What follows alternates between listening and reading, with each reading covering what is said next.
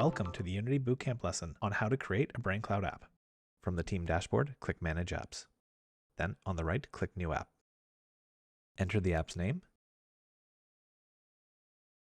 Then select the supported platforms that your app will run on. Don't worry, you can easily add additional platforms at any time. When you're all done, click Create.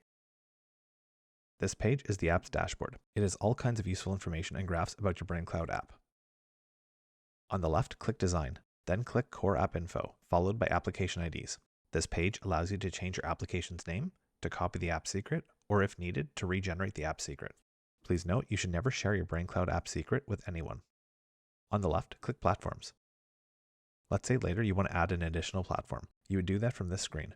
We're going to add Linux as a supported platform for the example app. From this page, you can also set a minimum application version for each supported platform. This will ensure that your app's users are not using an obsolete version of your application.